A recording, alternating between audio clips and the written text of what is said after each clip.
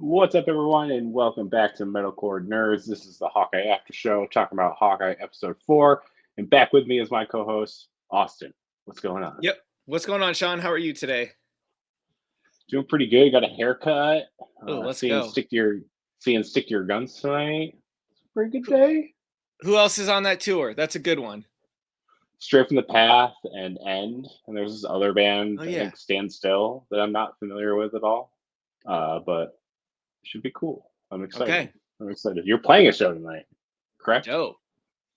Yeah, we play here in San Diego with the Red Jumpsuit Apparatus, which I never got into them back in the day. But this is a very particular show because it was booked for March 2020. And like 3 weeks before we were going to play the show, it got canceled. And then this entire last 2 years, nobody knew if the show was going to come back or not. And then the Right. entire lineup and the tour package and the local, us being the local on this one, it's all the same as it was back in March 2020. So kind of like a special, Wow. I don't know, like the show that like wasn't supposed to happen is going to happen tonight. So we're like all Right. kind of waiting for something to happen to where the show gets canceled or something. But yeah, we're stoked, man. Red Jumpsuit Apparatus, and then our good friends Dead American, which is Cove from Seosin and his new band. So we're both managed by our buddy Joey.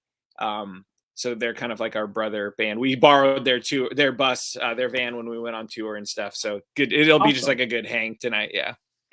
Oh yeah, I saw them in LA when I was in LA a few years ago. Yeah, super sick band, good people. Yeah, and yeah, they're the best. Yeah, I didn't realize how much Cole was like a surfer bro, and that kind of threw me off a little. But other than that, I was like, I don't know what I pictured him to be like as a person in real life, but it wasn't that, and I was like, all right. No, he's like the chillest dude. So yeah, he sang on the last song on our album that we put out this year, and like we were writing the song and told Joey, we're like, hey, we were thinking maybe Cove could sing on this part. And so Joey calls Cove and he's like, yo, Cove, what are you up to? And Cove's like, I'm just chilling, bro. And then like Joey's like, you wanna record a song? And Cove's like, yeah. And so he's like, I'll be over in like 15 minutes. And then like 15 minutes later, like literally he just like walks into the door in like a cloud of smoke, like hops behind the mic and puts this chorus down and then just like disappears into the night. Amazing. That's incredible. Sick. I'm glad we got to that story because that was good. I like that one. No, Cove from Dead American Seosin, just special man. I love that guy, and so yeah, shout out to him. I know a lot of people love that guy. Cool band. Yeah, cool band, and I mean, Seosin was, as most of us probably around our age, big band for us when we were growing up. So yeah, absolutely. I saw them with Cove and Maylene in like 2010 or something. Huge. I don't remember what year it was, but I named my first dog Dallas after Dallas from Maylene and Under Oath. I've seen them a few times. Love it. I actually saw them. Band. It might have been their like last tour they did like years and years ago. It was probably near like 2013 or something, and they played this really, really small venue in Syracuse, and it was cool to see them in a small venue, but it was also sad. You know? Yeah, absolutely. That was before all the fucked up shit happened with Dallas when he got in that crazy accident and all that stuff. Yeah. I think he's like on the road to recovery. He's still not well, but that's like such a relief because I think people thought he was not going to make it for a while.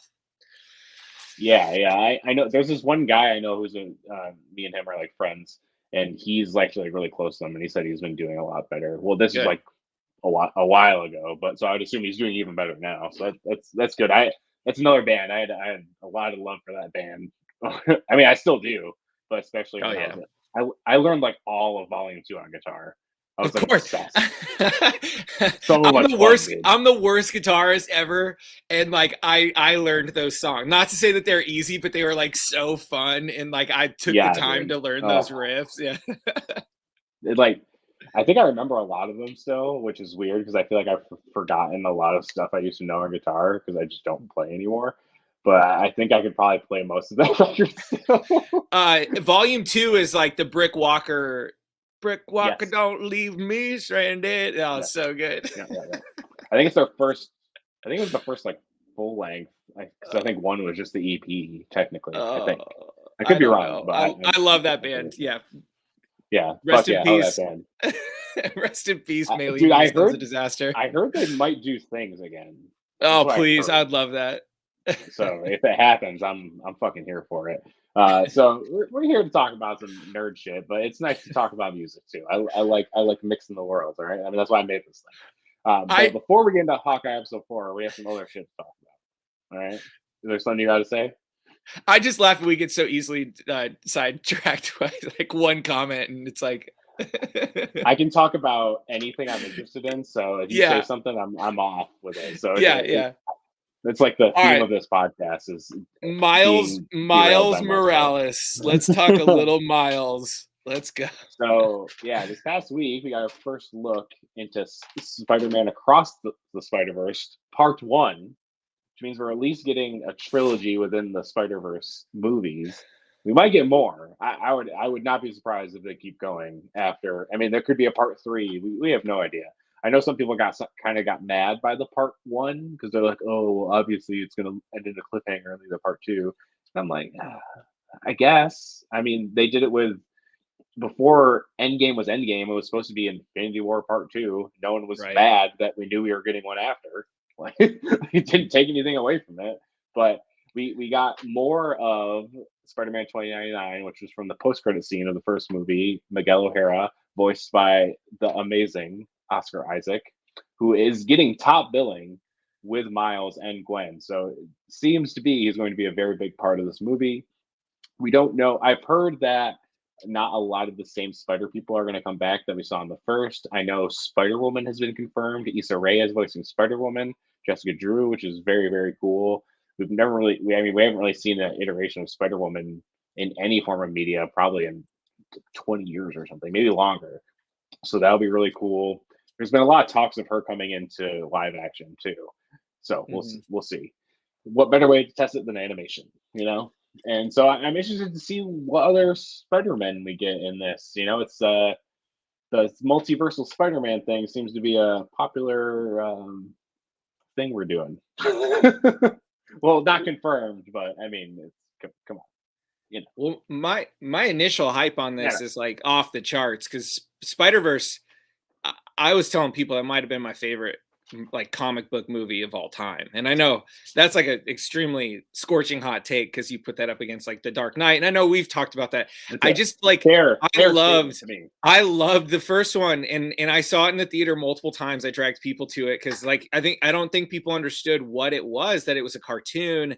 And I dragged people to the theater and just had the privilege of like introducing them to this amazing movie. Even my wife, who is not a huge comic book fan, not even like a movie person, just watches this movie every once in a while. We'll throw it on Netflix or wherever it's streaming because it's so fun and the heart behind it. And so good. I mean, obviously the animation style and the writers, like I could go on and on.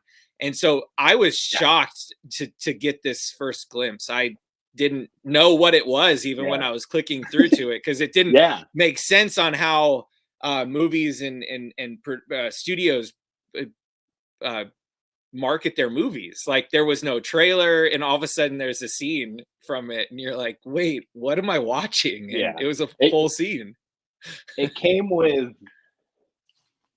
It was like a Brazilian Comic-Con or something, like CCXP or something, and so Sony dropped a lot of stuff. That's where that villain panel from Spider-Man No Way Home was. That scene of Morbius that dropped, it was in the same thing. So that's why it dropped at like 9 at night, because I was hanging out with my friend John. We were just watching movies and stuff, and I just looked at social media and I saw, you know, Spider-Verse first look, and I was like, what? Yeah. You know, and so like we end up watching a bunch of that stuff after in between movies. We like watched through that and the Morbius stuff and everything. It was a very pleasant surprise, but I definitely echo your sentiments about the first movie. Sam and I went to see it. Just, you know, it's a Spider-Man movie. It's a movie. We usually see a lot of movies anyway. Zero expectations of what it was going to be. Then we watch it and we're like, holy fuck, what is this? Like this is unbelievable. And I'm so happy that movie was like an unexpected hit. It won animated Best Picture. It's an Oscar-winning movie. but no one expected it. And now that everyone knows, oh yeah, this shit is for real. Now we can finally, like, you see it when he first goes after he sees Gwen and he goes to that first scene with Spider-Man 2099. They're in completely different art style world, which in the first one it was kind of the other way around. It was, we were in Miles's Earth, and then we saw the other Spider-Man or Spider people or beings. I guess there was a pig too. They all came in, but their different art styles lived in Miles' world. Now we get to see the other way around, which I think is going to be unbelievable to witness, seeing all these different art styles for whatever world we end up going through. And now that they have a specific device that allows them to travel through the multiverse. I obviously I have no idea what this movie is about. We have nothing to know like what the villain could be, or it kind of seems like he goes on a multiversal joyride with Gwen, and chaos ensues. Maybe it could not even be that. We have no idea. And we'll talk about more about having no idea how stuff is going to end or play out with this Hawkeye episode, and that's the best thing you can have, especially in today's day and age where all these leaks or rumors and everyone wants to find out every little detail of everything. It's nice to be like, I have no idea where this is going. No. Like, well, no and the idea. fact that the Spider-Verse, they're not playing by anybody's rules. Like, there are no rules in those movies, so there's no pre-existing comic arc. There's no expectations on a villain who shows up. Like, just all the different twists and turns that they did. My cats are a lot more aggressive today, so if you see my banner moving, it's my cats. So he just is like, that's awesome. Sorry, I just figured you had a fan going on you to make the flag move. Yeah. No, anybody listening, there's cats running around my garage. So but I just love that there's no rules, and so you go in with no expectations, and even villains or story arcs that they're going to play around with, it's all out there. And even just different versions of Spider-Man characters that they can bring in. And I kind of like, part of me, I had to think about it because I'm kind of sad that we might not be able to see Spider-Pig or Spider-Man Noir again. But that if they are able to let those characters go, I think that just allows that first movie to be even more special, because Nick Cage's performance, John Mulaney's performance, like everything that we had in that movie was just, I mean, pretty freaking awesome. Yeah, because there's supposed to be TV shows in the same kind of multiverse as this and everything like that. I mean, there hasn't really been much news since the movie kind of hit big a few years ago. But I know there was supposed to be like a whole Spider-Verse universe kind of thing, which I'm all here for. We'll see. I don't know. There hasn't really been much news on it since then. I love that they're the ones who maybe cracked like the multiverse thing, because then now Marvel MCU is kind of playing in that realm. And like, what if, and I said it on Twitter, I said it to you a couple times, like everybody's talking about Toby and Andrew Spider-Man's coming into the No Way Home. Like, what if Miles Morales showed up, like a cartoon version of him, or like the animated Spider from the 90s? Like, I would lose my mind if they started to combine like live action and computer action. Who knows? I know. I personally think it's a little early for Miles, just because of Tom Holland's age. But that's my only thing. If he showed up, I'd still probably be stoked as fuck. It's just, I don't want to see like an MCU or an even. The lines are being blurred between Sony Marvel stuff and MCU, especially with the Venom Let There Be Carnage after credits scene. Jared Leto in this, he like introduced the scene, and he pretty much just said, the multiverse is opened in No Way Home, and he said something along the lines of things are about to get more sinister, like teasing that there's going to be a Sinister Six. Like, that's been my big theory. If you're in the group, you've seen it, is that I don't think we're getting the Sinister Six in No Way Home. I think it's more going to be like Spider-Men versus like 4 or 5 people, because I think Alfred Molina is going to end up helping them. It's really what it seems like. And these trailers, I think they're all misdirection anyway, so I could be ungodly wrong. But I think they will save a Sinister Six for what they've already been building in the MCU with Tom Holland, Spider-Man later on, for him to take by himself. I mean, we already have Scorpion, we already have Vulture. Now we have Venom. Kraven's coming. Like Morbius is coming. It's easy to. I mean, Mysterio is probably not fucking dead, so he can come back and be part of the Sinister Six. Like it's easy. Like, we don't know if any of these multiversal villains are staying in the MCU or they're gonna. We have no idea what's gonna happen with them. Like, some of them could stay in this world and just be MCU canon until the future. Like, we have no idea if we're gonna get our own version of Doc Ock or Green Goblin or Electro or whatever. We have no idea. You know, especially with like Multiverse of Madness and everything coming, we have no idea. I love that. I love that Tom Holland's pitching Timothy Chalamet to be Harry Osborn, because that's like such prime casting. Now so that I'm he all said for that, that. I don't want. I will not accept anything else. So Correct. thanks, Tom I Holland, totally agree with that. So 2 quick notes on that. One, I'm just all for what they're doing with the Spider-Man character in the MCU. I really think I really like Tom Holland. I know everybody's got their own opinions. I think that they've done a really good job with him. So next week we'll have seen No Way Home, and I think that's let's go. This is really exciting, and I think that they're going to do some really cool stuff with that movie. I loved that villain panel. I don't know if you guys got a chance to watch it. It's Willem Dafoe, Jamie Foxx, and Alfred Molina just kind of answering a couple blanket questions about it. And one, you could tell that Jamie Foxx just like hated his Electro character and the fact that he was blue. And he's talking about how this version's like hip and he's able to like be like a cool bad guy this time around. And then Willem Dafoe is just like the weirdest guy. Yeah. And in that interview, he's just sitting there talking. And I don't know if I've ever seen interviews with him. And I watched it a couple times just because his mannerisms, he's such a good actor.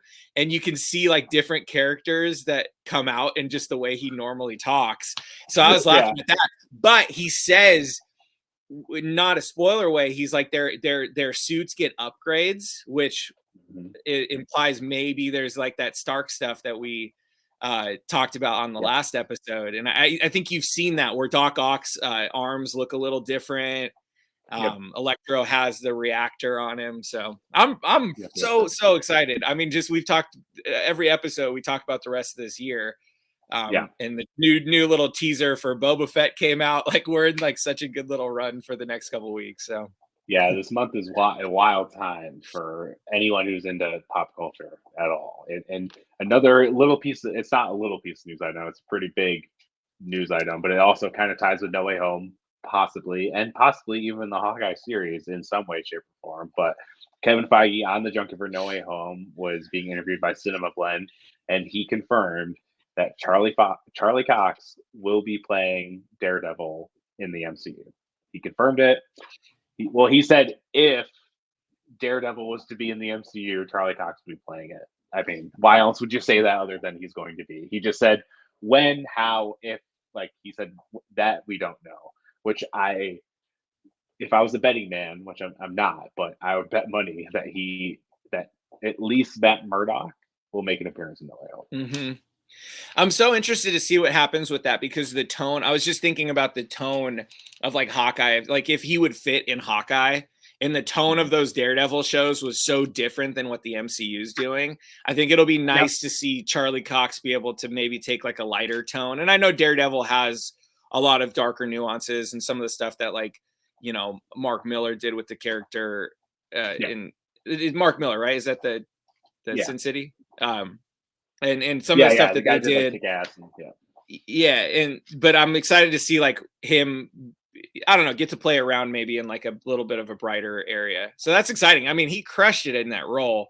Perfect. And when they already have an A+ like character and actor in the position, why not just utilize that? I think it's a smart move by Feige, which he doesn't often make bad decisions. So no, and he usually doesn't reveal things like this. So it was kind of telling in a way. He's the most interesting person to listen to interview because he kind of gives you little snippets, but then also gives you nothing.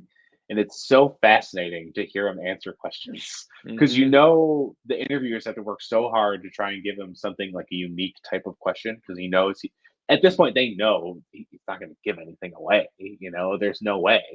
But him giving away something like that was pretty big, and it could be because of some of the leaks with No Way Home, and obviously the alluring question of Wilson Fisk showing up in the Hawkeye series. Maybe he was just giving us a little wink and a nod to like, hey, like I get some shit got leaked, but I'm gonna get in front of it a little bit with this kind of news. But I'm stoked, and like you said, I will. Obviously, those series, pretty much all of the Netflix series, were very dark. Like almost all of them were very, very dark. And as we've even seen in pretty much all of the Disney Plus MCU series, they have that darkness to them. It's been some of the most dark MCU stuff we've seen. Mm-hmm. So it would be nice to see them have that dark stuff, but also be in a world where there is like comedic value. I know Marvel kind of gets shit on for the comedic value, but you can't ignore now that they have the depth of insanely emotional moments while having the comedy too. They've found like a very nice blend, in my opinion. Especially we're going to get into that with this episode. There was so much like laugh out loud moments to, oh wow, I'm crying on my couch. Yeah. But I think my final thought on Daredevil, real quick, is I kind of hope he doesn't show up in Hawkeye, because I think that they have too much stuff to get through in the next 2 episodes. That at some point you're cramming like a 10-pound sausage in a 5-pound bag type of thing, where there's just like too much to go. There's like too much to get through. And I want like every character that we've been introduced to, especially now, spoilers from now on, with certain Black Widow showing up.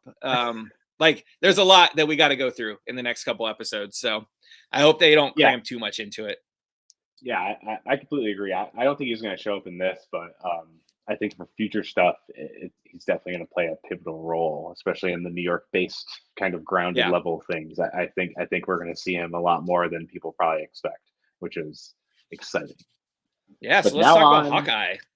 Hawkeye, man, this fucking show.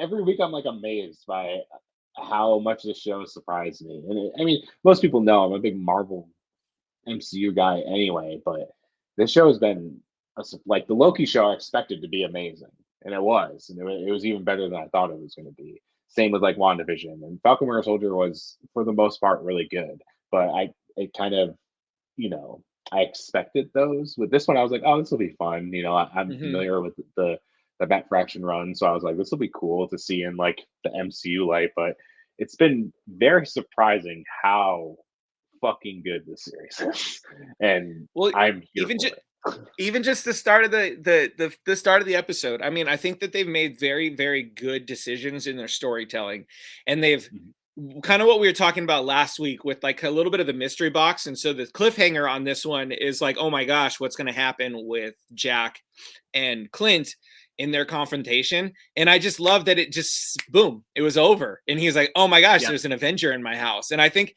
just the decisions that they're making up to this point, they've been very economical in how they've told the story. And there was like, what are the scenarios? Oh, there's this big fight scene, and Hawkeye and Jack are sword fighting, and there's like this action sequence, but then they end up like, not killing each other. And then we sit at the table. Like there's some ramifications of that I don't think that were necessary. So they're like, oh, he just acknowledges like, wow, there's an Avenger in my house, and thank you for saving the world. And I thought that was like really, really smart in how they handled that. So I just, to echo what you're saying, I know probably it's a little bit annoying for people to listen, just that we're like singing praises on the show constantly, but I really think that they've done a really good job of writing the story, and I think it's been a fun ride so far. Yeah, I totally agree. And I mean, people have heard me on after shows saying stuff I don't like. I was very clear in the Falcon and the Winter Soldier that I was pissed that Sharon Carter was a power broker. I was very adamant about that. So, I mean, people have seen me be subjective, but if I like something, I like something. And if something surprises me in a way I didn't think it would, and this show has in many ways. And like you were saying, it starts off right where we left off.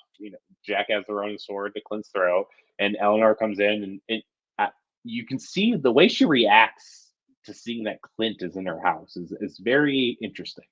And we've kind of talked about how kind of obvious it is that it seems like Jack is the red herring. They're trying to push Jack as the bad guy, but it's really Eleanor kind of using him, which mostly everyone seems to be like, yeah, there's no way Jack's the actual bad guy. It's really Eleanor, right?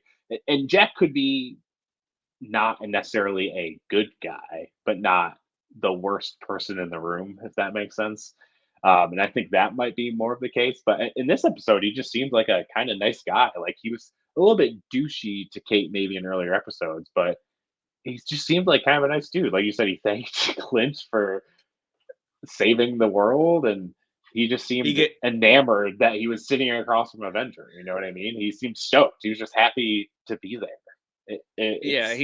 To jump ahead a little bit, he like gets his like phrasing wrong, and he's dancing and singing. Like, I think that for sure he's a red herring. And well, we'll see. Like, I think he's involved in this to a certain extent, but I think Eleanor is partnering up with him through a potential marriage. I think it's probably to further her, business of whatever that is. Yeah. Because obviously he's rich too. It's not like she isn't, but usually when people are correct rich people, the only thing they want is more money and power. So what more to get more money than marry into it, well, and there's a specific reason I think that she wants Hawkeye out of the picture. Like, all right, you can drop this case, my dude. Like, Yep. And that's exactly what I was about to get to.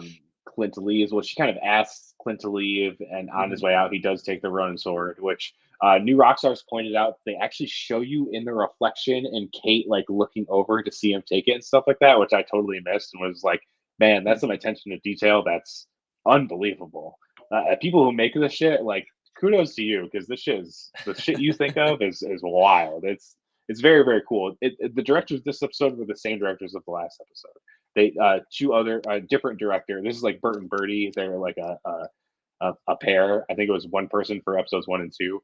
These last 2 episodes have been them, and they're unbelievable. Like, they're phenomenal. From the car chase scene to everything in this episode, wow, so cool.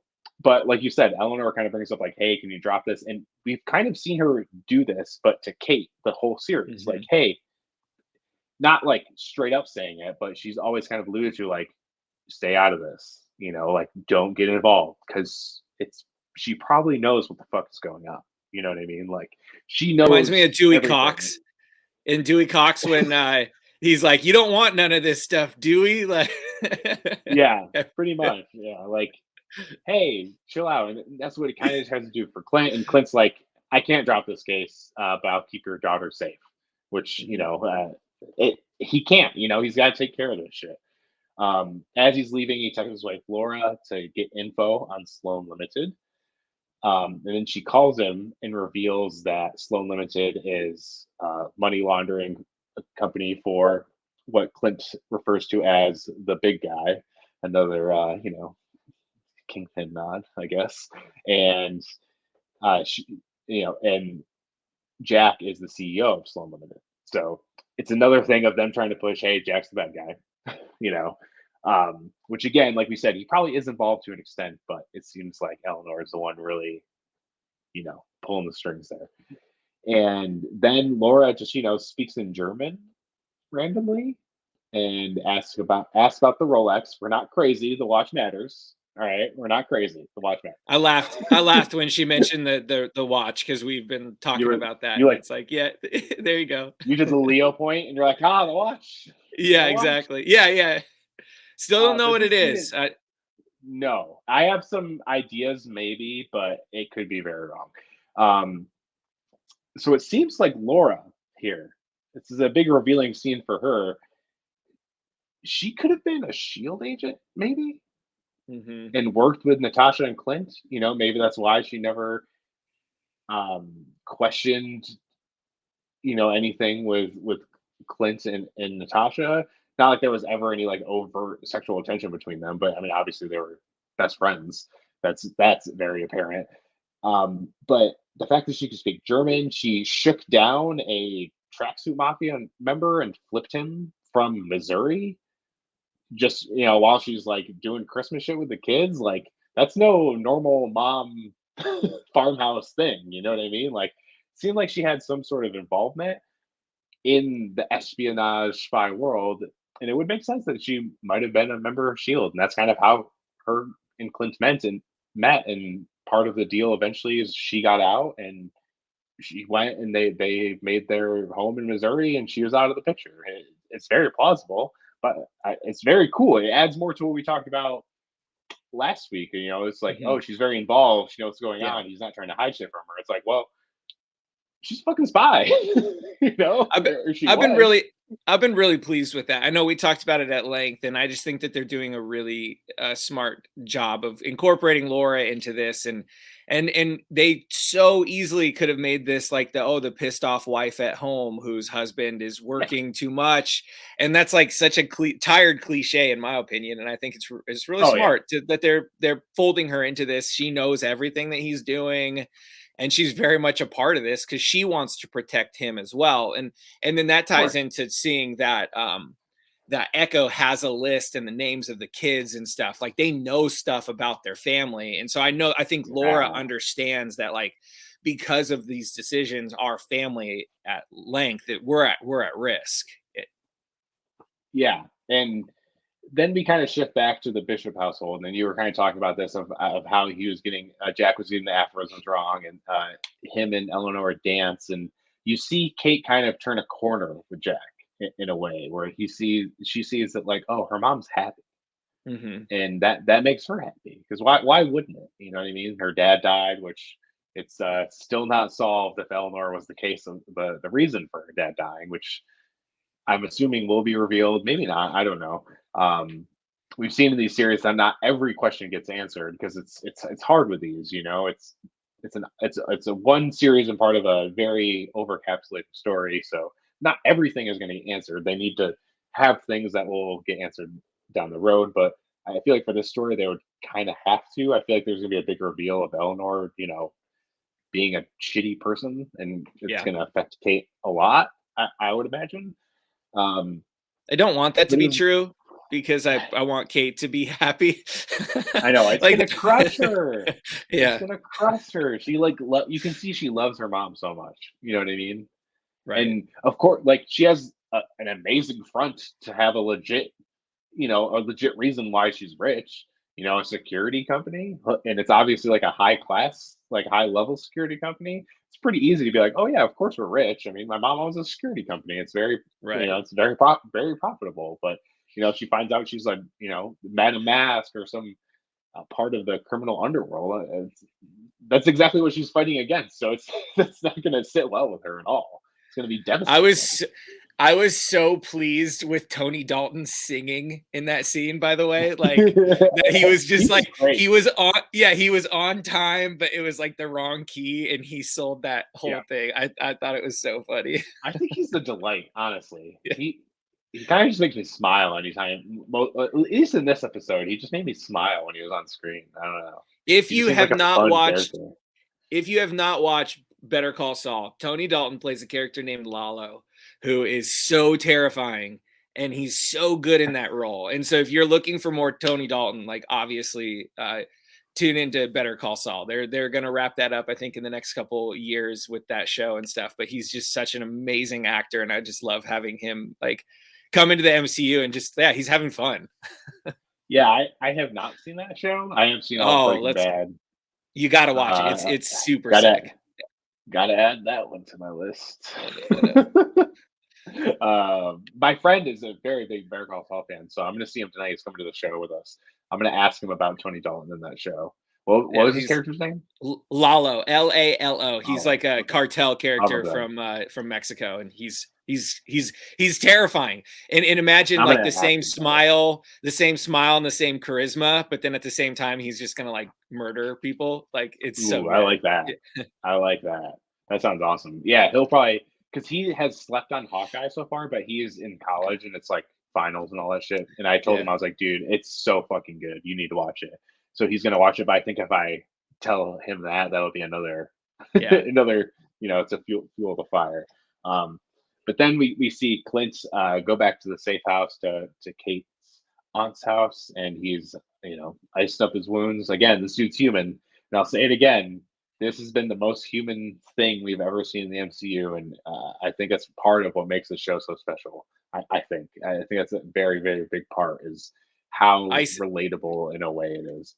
icing his wounds with frozen As slushy in daiquiris and margaritas or whatever. margaritas. Yeah, Yeah. I mean, you got to you got to be resourceful. You know what I mean? You got to use what you got. Um, and Kate actually joins him with some holiday cheer. This whole scene is so great for so many ways. I'll break it down a little bit. She brings some pizza. and she brings some sweaters, she brings some movies, and movie marathon, kind of to help him feel better about missing it with his family. Um, Kate asks about more about trick arrows, and Clinton kind of reveals that the stock for the, or whatever you call it, a part of the arrow, you need that part to make more trick arrows. So it's got to be a special part.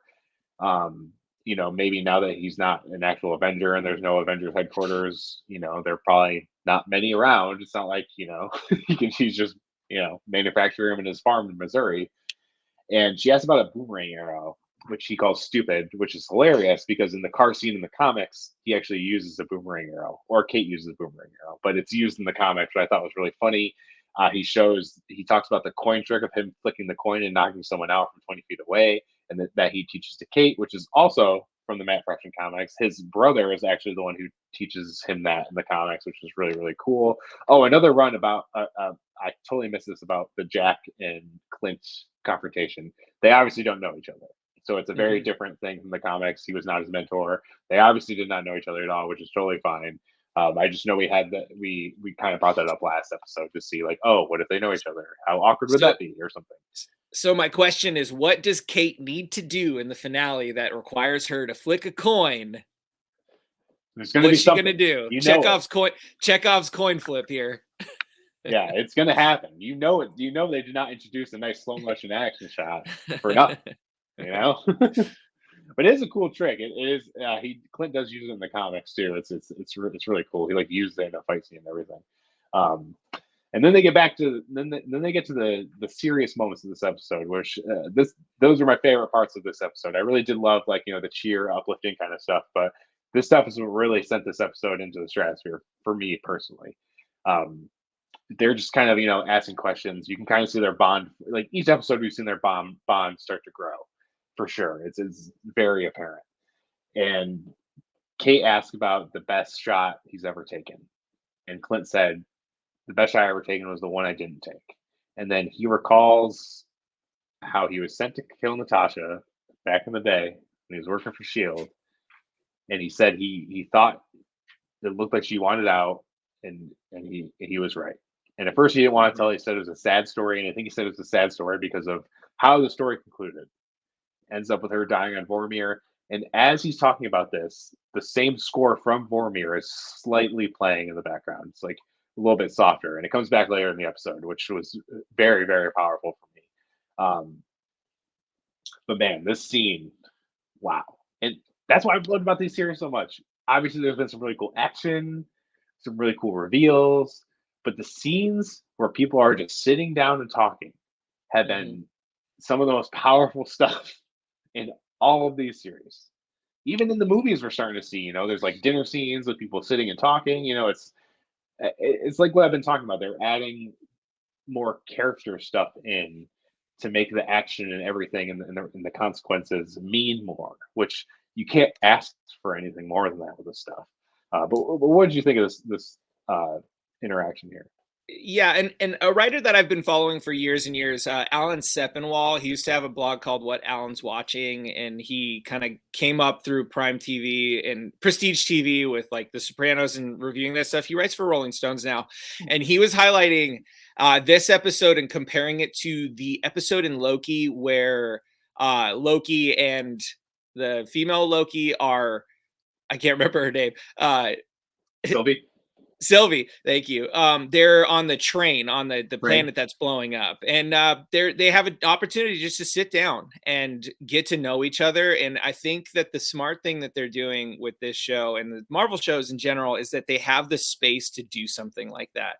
Where I think in a movie there's such a crunch to get an hour and a half, 2 hours. Maybe with like No Way Home, it's going to be an hour and a half, but there's so much plot that they have to get through in those episodes that there's not a ton of time to really slow down the pace and dial that in because that's so affecting. And obviously they pay off that scene later in the episode with the rooftop fight. But I think it's just such a cool way for us to really get into the mental space of Clint and giving consequences to the path that they've taken. I mean, this guy has wounds. He's killed so many people, and this goes into Kate finally finding out that he was Ronin and being like, "Hey, it was okay that you did that." Which a little bit of a hand wave that he has. It's implied that he's killed a lot of people. They're hand waving that he's ruined a lot of lives with what he did. But I think just like allowing her to get into his headspace, and then for her to see the impact that that Black Widow had on his life, but that becoming Ronin and losing his family in the blip. Like, I think that's stuff that's not just going to pay dividends in this show, but I think in future episodes or future series where we see Hawkeye, like, we're going to get to know, like, okay, this guy's carrying a lot of weight, which we see him as Ronin. Like, obviously he's had some stuff and he's gone through some stuff, but I think in a situation like this, you start to be able to see, and he's able to talk about it. And then, I mean, Jeremy Renner and Haley Stanfield are doing such a good job in these characters and acting that you can see in his face that he's sad. Like, even just the fact that he's not able to be with his family and stuff. I think I say that they're having fun, but I mean, they're just doing such a good job in these roles. And I love seeing a scene like that where it just slows down and you get two people sitting on a couch. They've had some cocktails and now they're just sharing their emotions, which I'm impressed. They could handle their liquor pretty well. So kudos to them. Yes. And then before, as he's going to sleep, and Kate finds out that he was Ronin. There's like a flash of him as Ronin, him losing his family in the beginning of Endgame, him reuniting with his family. Presumably it was probably filmed during the Endgame movie, and they just never used it. They could have possibly planned for it to be the series or not. I would assume that the series was already in some sort of production at that point. And then you see the flash of him and Natasha and Vormir. They've been using flashbacks in this show particularly very, very well. I mean, they kind of have in all the kind of shows, or seeing a different perspective from past events. Everything like that. It's been very cool. Like, even in WandaVision, we saw totally new footage of stuff with Hydra testing on her and shit like that. Her talking about the bomb in her family and stuff like that. It's very cool to see things that were like referenced and then totally brought to life and everything like that. I mean, they have a lot to play with, but it's smart that they start to play with it. But this carries over into the next day, and so I make little outlines with kind of bullet points of how the episode breaks down. I labeled this spy shit. I hope Austin appreciated that. I call this spy. I see it. Yep, I love it.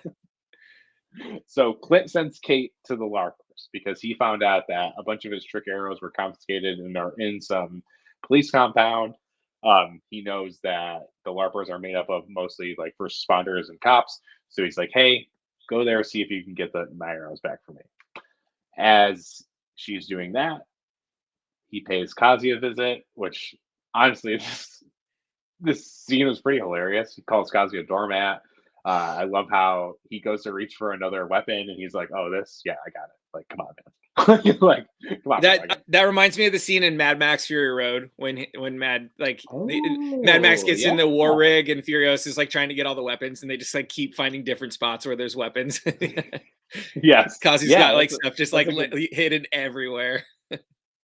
And they did the thing where he gets in the car and then checks the rearview mirror and he's in the rearview mirror. Yeah. It's like, it's done in a ton of movies, but it's an entertaining one for me, at least, that they do all the time in any form of media. And basically this whole thing is Clint trying to convince Kazi to go to Maya and be like, hey, drop the Ronin shit. Just drop it. He brings up, he's like, I know your boss doesn't want the attention. Get her to drop it, basically.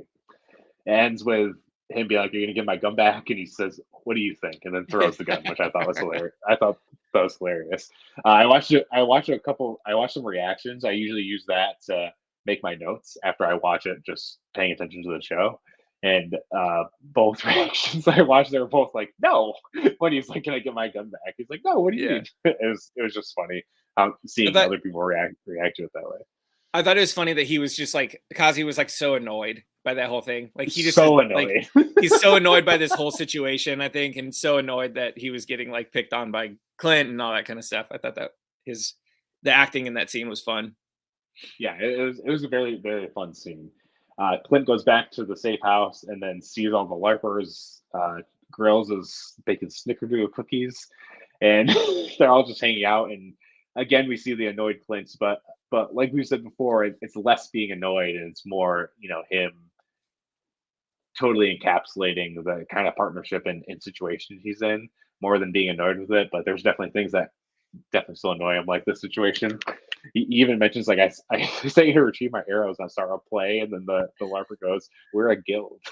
Yeah, I personally wanted to spend more time in that apartment because I feel like they had a great time like dressing that apartment. I don't know if like there's like a ton of movie posters in the background, even in Kate's aunt's apartment, which is their safe house. That's Kate's aunt, right? Even then, there's like a bunch of posters, which one of them she uses non dry erase Sharpie. That was really funny too. Like the glass. But I feel like they're doing a good job where these characters are obviously nerds, and they have like a copy of like a Tomb Raider video game was in the background, and there was like Dungeons and Dragons posters on the walls and stuff. Like these guys just are living their dream, and like they're so hyped to be helping Avengers right now. And even the police officer was like more than happy to tamper with the evidence on in that situation. Yeah, which is hilarious. But I mean, would that happen in real life? Maybe, but it's a Marvel show. Who gives a fuck? Yeah, like I mean, it might happen. I mean, it's not like cops are the best people most of the time. You know what I mean? But it's not like people have, "Oh, I'm an Avenger," to loom over people. There's nothing like that. You can kind of be like, yeah. I mean, I guess famous people could probably get away with that. It'd be kind of like the same thing, right? I was not anticipating the LARPers coming back. So I know we talked about grills in that episode. True. So I enjoyed seeing them again. I think that was a good way to play it off. And they may not be done even to this point. Like they might come back because they're like designing costumes for them. That makes me worried for grills, man. Sure. Makes me worried for grills. Don't want to see that guy die. All right. But if he does, don't say I didn't warn you. Okay. I know. Okay. That's all I'm saying. But yes, like the costumes, seemed like they were making a trade, like, hey, Kate will get the materials for all of them. Hey, make 2 extra costumes. So we're gonna see some new costumes for Kate and Clint by the end of this, which is interesting. I'm guessing Clint's gonna be decked out in some purple. Yep, probably a safe bet. But then they've showed him in promotional material wearing like a traditional Hawkeye outfit. So I am curious, like when he's going to get that, and maybe that is the costume, which it's a very nice costume if that's the one. But then Kate keeps showing up in costume, and I don't know where she gets that one from, but it's like very. I think it's just because she was just rich, and she had someone make it for her, probably. Because before this, she was she wasn't cut off or anything. So she showed up in the first scene wearing it. So I'm guessing she was probably like, yo, make me the 6th suit. It's like obviously she's very smart and can use her resources well. So I'm sure she could easily find someone to make her some sort of suit like that. You know what I mean? Yeah. Clint gets a text from Laura saying that the Rolex hasn't been destroyed and that there's a tracker in it. The fuck is up with this watch, man? It's got a tracker in it. He has to check. He gives her a location. So they go to the location. They stake out a spot on top of a roof across from it. So Clint's pretty much saying, hey, I got this. I'm going to go check this place out. You go watch. He looks over. Kate's already gone. She's on the street, just walks across the street, doesn't pay attention. Cars are honking at her. And then she takes the elevator with this old man who she says, I'm talking to an Avenger, which I thought was hilarious, especially her voice. She's like, I'm talking to an Avenger. Yeah. And he's just like, I'm going to take my bag now. And you hear Clint in the earpiece just, don't do this. But she gets up to the apartment. Oh no! I was a little annoyed at that sequence. Just like she is so bullheaded. Like I think like there's a line to where she's gonna have to like learn to listen. Which I know the episode ends with them like potentially going separate ways because of some of this stuff. I was just like, okay, like she's got to rein it in a little bit. I know that that's her character and it's fun, but I was like kind of rolling my eyes a little bit where it's like, okay, you need to start listening to Clint because he knows what he's doing. Yeah. I feel you there, but it is very much her character. And I do like when shit gets like really real. She gets like shook as fuck. I like that attention to detail. You know what I mean? There's this one podcast I was doing. He said the biggest problem he's had with this show is that Kate seems to be able to hang with people. And as I was rewatching the end fight that we're about to get to, she gets her ass handed to her, like hard. Okay. She doesn't really Okay. hang. Interesting. She's just kind of there, and she obviously helps out with some stuff with shooting some Yeah. arrows and everything like that. But when it's like hand to hand combat, she's getting her ass kind of beat. Like, and we'll get to it in a second. But Yeah. she breaks in the apartment. She knows that there's flashing strobing lights in the corners. She shoots some of the ooze arrows into that to kind of block them.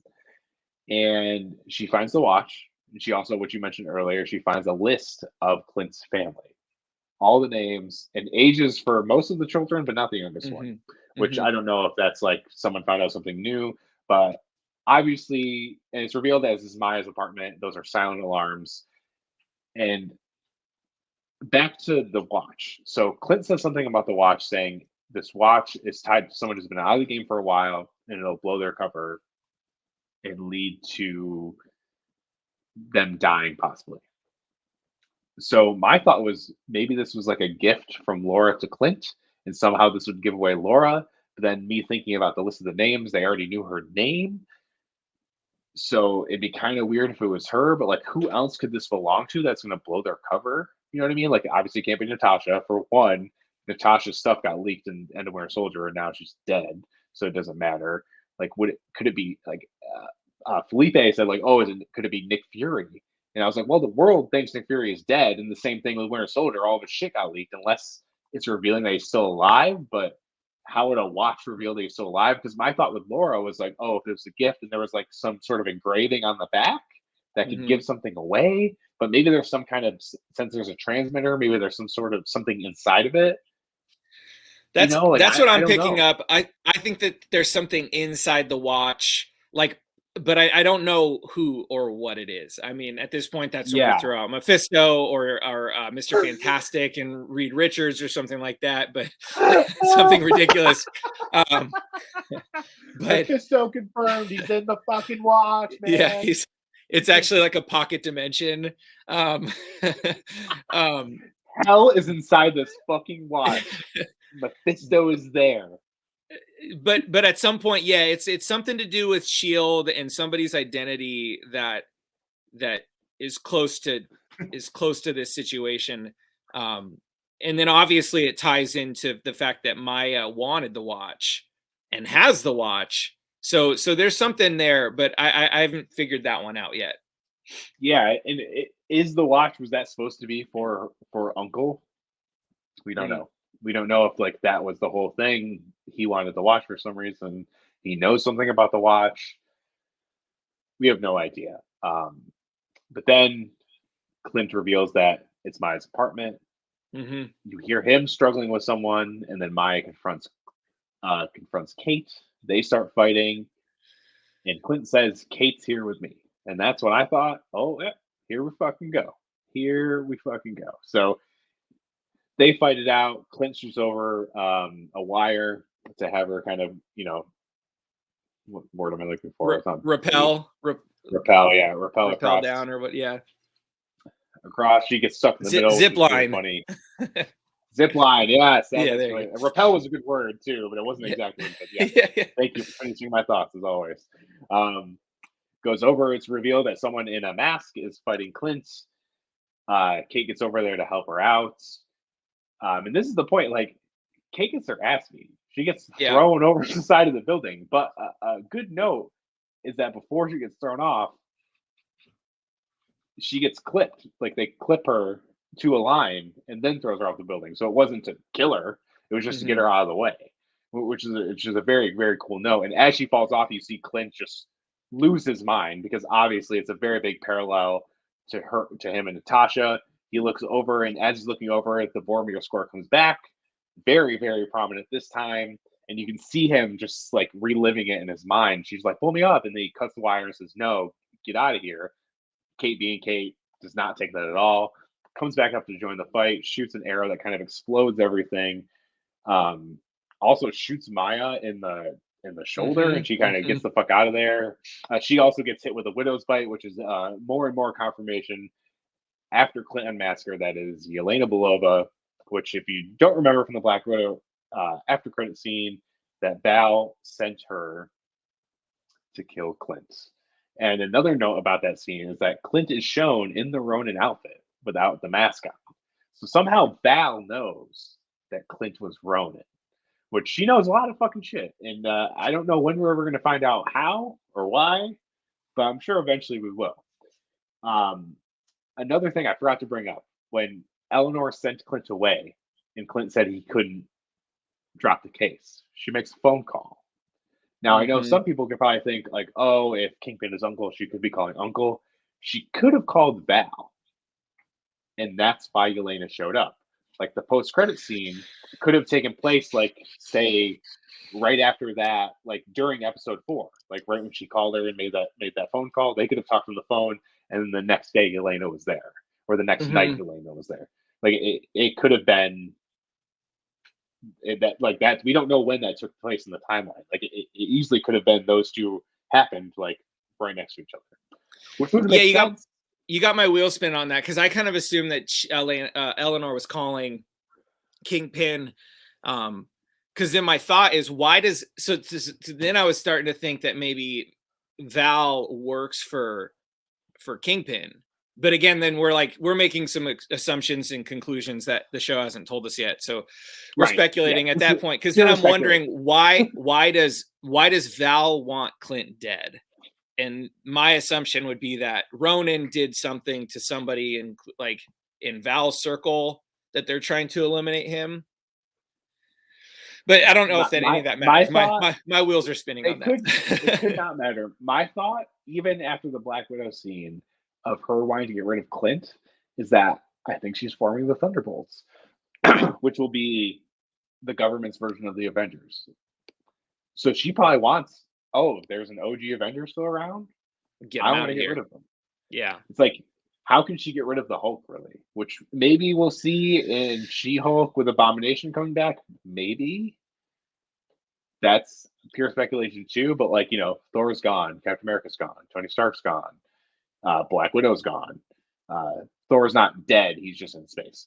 And maybe she doesn't know what to do with Hulk, and maybe Abomination's the answer for that. But Hawkeye's the only regular dude left, so maybe she figured, "Hey, I have an assassin on my team. I'm just going to take him the fuck out." Maybe it could be your reason too. Maybe Ronin fucked some shit up for her too. We have no idea. We have no idea the level of to what he did. Because obviously they talk about Mexico in Endgame. We see him in Japan. Obviously had a big deal to do with it in the New York City criminal underground. So we have no idea what he did in those 5 years. Seemingly a fucking lot. Right. I love it. He was busy. He did some work. No kids, no wife. He's going to work. Just death, pure death. Yeah. I thought that Kate was in Yelena's apartment. So I thought that it was going to be flipped. So when the reveal was that it was Maya's apartment and Yelena was on the roof, I was expecting it to be the opposite, where that was Yelena's apartment. Gotcha. And so that was we all kind of knew it was going to happen. And then especially when they started to fight, which I roll my eyes when they kept her mask on like that long. I was like, just take it off. Like, we know who it is at this point. But I thought that sequence on the roof was really cool. I thought, going through talking about Kate, like obviously she was overmatched by both people she was fighting. Maya and Yelena kind of handed it to her a couple different times. And I'm an emotional viewer, and so when she went off the roof, like my eyes like welled up. Like I started, I thought that they played that so well with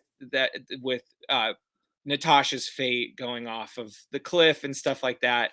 And you could see the pain in Clint's eyes that he was like, no, I can't lose another person like this. And then tying it into the promise that he made to Eleanor that he would keep her daughter safe. Like, that's when he's like, you cannot be here, because things just got very real, that there's now a Black Widow who's tailing us. And I thought that was a cool sequence.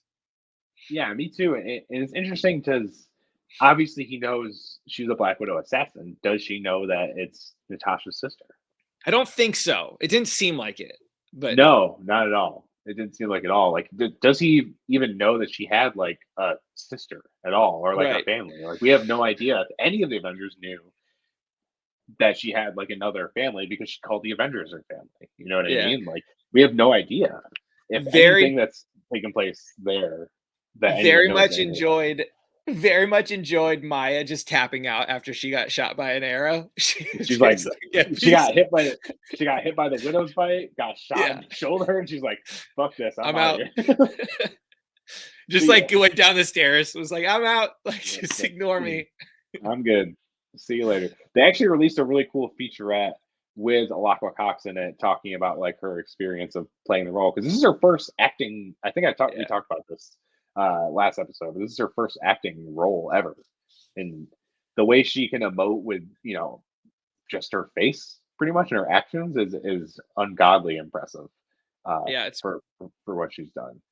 I'm excited to see more of her. I'm really, really stoked to see more Yelena. In the preview for the next episode, she catches like a Gatorade bottle and says like hello or something, and just like the way she says the line, I think I'm like she's just going to be a really good addition to the show, and want to see more of characters like that. Yeah, like you kind of said earlier, there's a lot to kind of finish up in these last 2 episodes. I'm very interested to see how that happens. There's the whole Rolex, the Kingpin of it all, now the Yelena of it all, and what's up with Eleanor and Jack. I mean, it's not like a overwhelming amount, but it definitely needs to see like some of the stuff needs to start answered. With how efficient they've been with the storytelling so far, like even just like resolving the fight between Jack and Clint, like that was very economical on how they did that. I believe that they're going to be able to do it. I'm starting to allow myself to be disappointed that Wilson Fisk and Kingpin will be a post-credit reveal. And that's okay. It's okay. I really hope he's like in it more. According to the producer, Trin Tran, she said the next episode is supposed to blow up the internet. So okay, all right, let's go. I'm down for it. I don't know. Maybe he shows up next week. I don't know what's going to blow up the internet other than Wilson Fisk, and it could be something crazy. Like there's a theory out there from that footage they've shown that has a little more of Yelena. You see her fighting in the same gear from the Black Widow movie as well. Correct. And who's she fighting to? Yeah, people on the internet seem to think it's Sharon Carter. Okay. Which would be wild. Like, yeah, I don't need that. But weird? I feel like it'd be another foil, unless she was just working for Wilson Fisk. That's who she was talking to on the phone. If they explain it like that, like, oh, Sharon's, here's Wilson Fisk, here's Sharon, here's like Eleanor or something like that. You know what I mean? Like that would be kind of cool. Like it's alluding to that scene I said I hoped would be at the end. Again, I'm not gonna be disappointed if it's not there. But it's like a ton of top people from the criminal underworld being like, we need to get this motherfucker. We need to get Clint, Barton, and Kate Bishop. But maybe not. I thought two people were like, oh, it's Sharon Carter, and I'm like, man, that'd be kind of out of left field. So we'll see. I have no idea. I said earlier, I have no idea how the series is going to end. Yeah. No fucking clue. And I'm not trying to speculate too much because we'll know next week and the week after that how it goes. But they definitely do like a fight in some sort of like Madison Square Garden or like 30 Rock type of plaza and then Clint's wearing and Clint's wearing a suit in a couple scenes. So there's a couple big set pieces that we have coming up. And there's the party too. It's now been revealed that it's Eleanor's fundraiser Christmas party that they're going to be at, but we've seen him wearing a suit and running through and getting shot at, which is that something very similar happens in the comics too. They infiltrate a party, and I think it is Madame Mask's party. Maybe it was. Oh, interesting. But, just saying. Oh, yeah. I don't know if she's going to be Madame Mask. I have no idea. Yeah, there's so many different ways it can go. But yeah, I love this episode. I thought it was a great episode. And I think they're doing such a good job of tying in those personal moments sitting on a couch, drinking cocktails and watching movies and having fun and then digging into the emotions of that. But then also I think the action sequences have been pretty cool so far. Bringing in Yelena, I think we all kind of knew it. But I mean, Florence Pugh was so good in Black Widow and such a good actor that I'm excited to see her in this. And I think even just getting her and Kate in the same room, like Yelena's spunkiness and sassiness tied together with Kate, I think that'll be a fun combo. Because I have to imagine that Clint very quickly can sway Yelena. I don't see that so. being. I don't see that going out too much longer because he's like, time out. Like I was best friends with Black Widow. Like, what's going on here? Right. There was one thing we both missed, and it was the scene where Kate goes to shoot Yelena, and Yelena just like moves her head no, and she retreats from shooting it. One, I think she was shook. Two, I think she really listened to what Clint said. Said the best shot he took was the one he didn't take, and it's an amazing parallel because new Hawkeye, Kate Bishop, new Black Widow, Yelena. It's parallels, man. So that was a really, really great moment. My friend Joel even texted me. He's like, "Why didn't she shoot?" And I was like, "Yo, she was fucking shook." Like, I was like, that look she gave her, she was like, "I'm good." And I don't know what podcast you're referring to, but I do think like Kate is a trained archer. She's a trained fighter. We've seen all that. Yeah. And so she's able to hold her own, but I think she's definitely getting her ass kicked like over and over and over again. He even mentioned, he's like, yeah, I get it. She's a trained archer. She's a trained martial artist and stuff. He's like, but she shouldn't be able to hang with these people. And I'm like, I'm like, she barely has. Like, even in that first episode, she like barely makes it out of there. You know what I mean? Right. And she gets so overwhelmed that the only reason she does is because of Clint. Like, well, in the things that she's excelled at, she's competent enough to have been able to get away from Maya to get out the window. Clint shot that arrow, so she escapes because of Clint. And then when she gets on the rooftop, she's able to do one shot where she does like that sonic wave arrow that knocks everybody out for a second. And like those were like the two things that she like kind of was competent in. But for the rest of the time, she was like trying to fight. And there was this scene where she gets I think it's Maya like flips her over and her back like lands straight on the edge of the wall. Like, that was scary too. I was like, no. Yeah, I was like, don't fall. Like, she got her butt kicked. And one note too, Yelena's fighting style. Like, I thought she did like the superhero pose, and she was obviously doing some like some like widow moves in that. So that was cool to see. Also, I do think the mask was on so long because I think this shot was Florence Pugh wasn't there. Yeah, stunt double, of course. It was a stunt double, and then when you see her face, you can see the background super blurry. Yeah, and you can't see her. You know what I mean? I think she was, imposed in. I know that's true. I'm thinking that's why. It's 100% why. That's why they have all the masks. Her mask, Spiderman. It is it could be a Night Monkey made his way to the U.S. But it is a nod to one of her comic looks. Sure. She like became this weird like adaptoid thing. I'm sure if you search Yelena Hawkeye, the image will show up, but it's pretty cool. It does look a little different, but you can definitely tell it's an homage to that, which I always love when they do stuff like that. It's really cool. But also, yes, Night Monkey confirmed to be in the U.S. I would like to find out specifically a London hero. He's back, baby. I think we'll get answers to find out like when Yelena. I know last week I said maybe she's been here the whole time and she's just been trailing Hawkeye, but maybe she did get the call that like Ronan is, or Clint is in New York right now, and maybe that's why she showed up there. But I still have a feeling that she's like kind of been on the tail of them for a little bit. She could have been, yeah, for sure.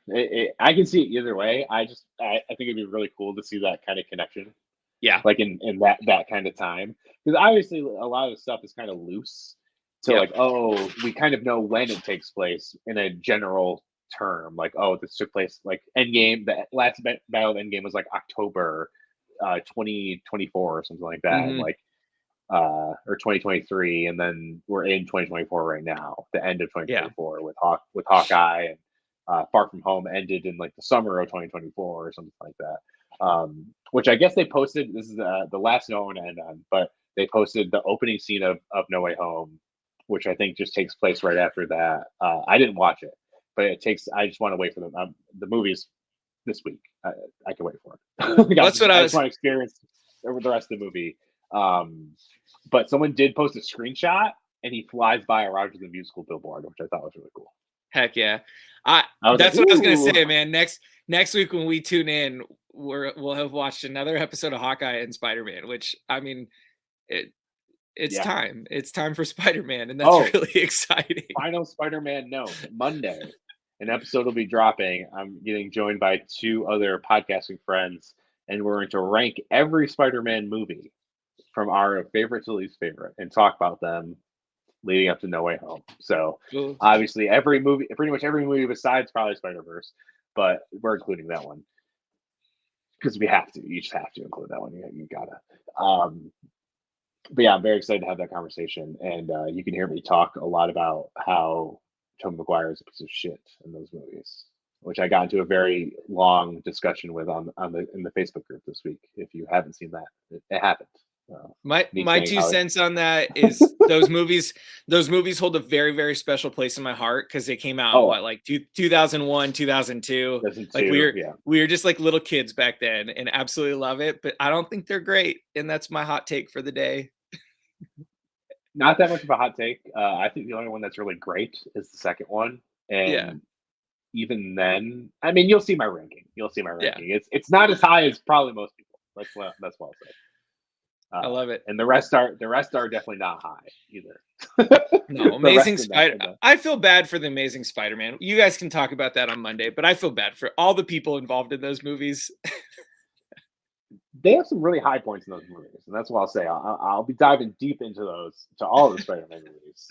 But I just rewatched those like a month ago. I've rewatched the Raimi trilogy like multiple times in the past couple of years, so I don't need to rewatch those. I did a whole fucking 3-hour-long podcast breaking it down. I'm very, very familiar with those, believe me. And I just rewatched Homecoming, a delight, and then I'm probably going to rewatch Far From Home tomorrow. Far From Home does not get a lot of love, and I don't think I know why, because I really like it. Yeah, I really like that one. Oh my god, I think it's like one of Sam's favorite Marvel movies. Like, not even joking. Like, no, it's wonderful. Yeah, she threw her phone in the post-credit scenes. Sure. She was like, "What the fuck?" You know, she was freaking out. You know, and I don't really see her react to a lot of stuff. Like, she did like Endgame, Infinity War, stuff like that. She loved Shang-Chi and everything like that. But I never really see her react like that, and she was like freaking out. I am here for Jake Gyllenhaal in Mysterio. He's so good. He's coming back. He's not. I don't think he's dead. So we'll see. All right, bro. Well, bro. Come on, bro. We'll get out of here. Yeah, let's go. Let's go, bro. Well, we'll be back next week. We'll talk. I'm sure we'll talk a little bit about Spider-Man No Way Home. We'll give our little non-spoiler thoughts, and then we'll talk about Hawkeye episode 5, the one that's supposed to break the internet. We'll see Let's break it. Let's go. We'll see how much breaks the internet. All right, later, bros. Guys. See you later, nerds. See you later, bro.